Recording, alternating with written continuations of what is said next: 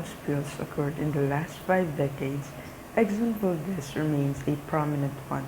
In the accident that took place almost 30 years ago, over 11 million gallons of crude oil was released in the waters of the Gulf of Alaska, hurting the ecosystem badly as it killed hundreds of thousands of species.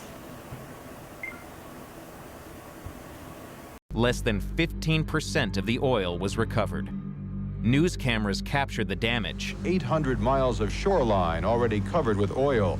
and the anger. This should have been the easiest spill in the world to clean up. Growing questions about how future disasters of this kind can be prevented and why there was such a slow response to this spill. At the same time, another storyline was also taking hold. The Exxon spokesperson says there might have been a problem with Captain Hazelwood. It seems he had a bit of a drinking problem. Good evening. The captain was drinking. The captain has been fired. That is the sum of it from Alaska tonight. The story became Hazelwood. Top 10 excuses of the Exxon tanker captain. Number 10 was trying to scrape ice off reef for margarita.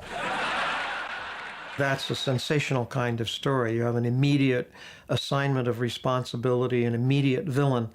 What was lost in all of that was the company's responsibility. When a pipeline to bring oil from northern Alaska to Valdez was approved in 1973, the oil industry and the federal government promised to make safety a priority. The Alaska pipeline's on its way.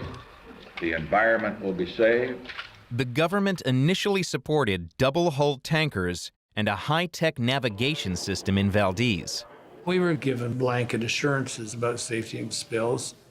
In retrospect, I erred in not making sure that what was said was not put in writing.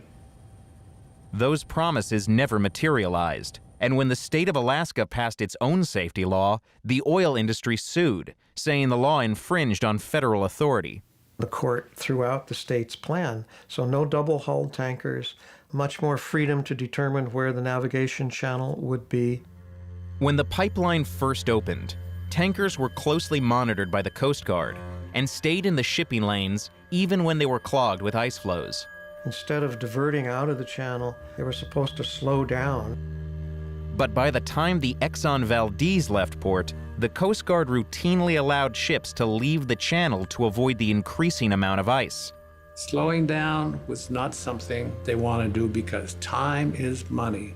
Judging by our radar, I will probably divert from the TSS and end up in the inbound lane if there's no conflicting traffic. Over. A few minutes after that message, the Coast Guard wasn't monitoring the Valdez on its radar. The Coast Guard is supposed to be the check in case the ship makes a mistake, and they weren't watching the ship.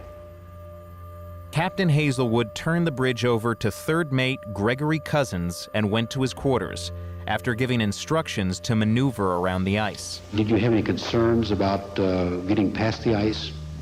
Not at that time, not at that instant, no. Cousins continued going south, heading directly into Bly Reef. A federal investigation later found that Cousins lost track of the ship's location and didn't turn back in time. It found that reduced tanker crews probably left Cousins overworked and tired, contributing to the accident, a conclusion Cousins and Exxon disputed.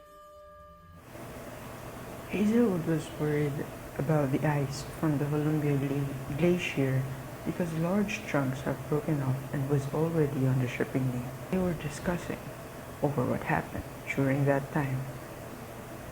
Tell the Coast Guard at this point. Said there's ice in the lanes. I request permission. It was the protocol to cross over the separation zone. I'm going to alter my course to 200. Once we're clear of the ice, we'll give you another shot. Over. And Coast Guard said, Roger that? Yep, no problem. 2 ships prior to me had done it.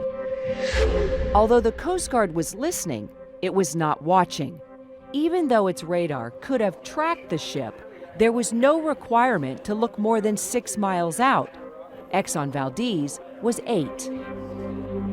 So you didn't even know you were off Coast Guard radar? I'm not sure where their range went to, but I assumed I was on it. I assumed they had that range. Captain Hazelwood then made a decision that would doom the ship. He turned the bridge over to the third mate with instructions to turn back into the shipping lane. I went down to my office. I had some paperwork to fill out and I wanted to look at the latest weather. The third mate called Hazelwood and said he was turning, but what happened next remains a mystery.